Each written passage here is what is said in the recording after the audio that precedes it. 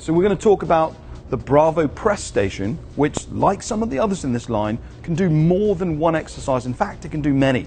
So one of the key features is the pulleys are set up on an angle. So generally speaking, the taller someone is, the wider they tend to be.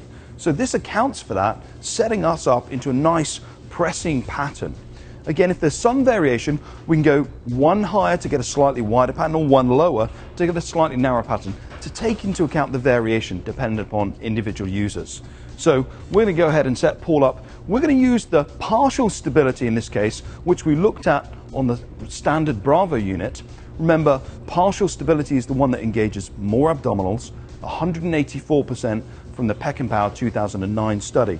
So we're going to put the pad stabilizing at the top of the pelvis. Remember, progressive in its nature, you can adjust from there, higher or lower, to change the amount of work that we're doing or the target on those muscle groups.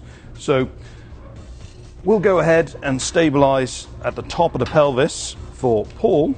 One of the things to note, it's quicker and easier to set up here on the Bravo pressing station. There's no length adjustment here because, the truth be told, the difference in someone who's reasonably small to reasonably tall is about 6 inches. And these handles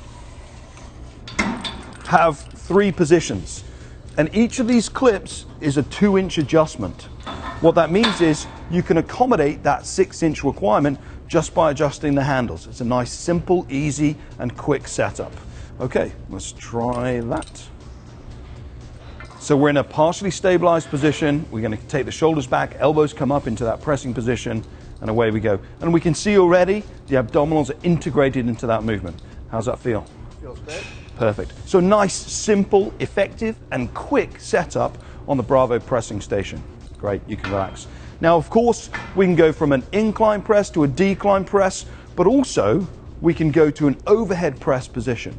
And if we're going to do an overhead press exercise, we really want the pulley here to be around knee height. Again, we checked and we found that most people find it easier to get into that position, and at around knee height, we've got about the right width for an ideal overhead press pattern. So let's go ahead and set you up at 17.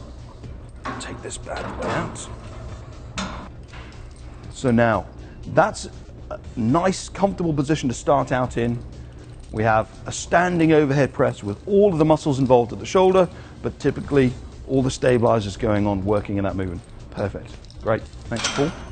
So that's the Bravo pressing station.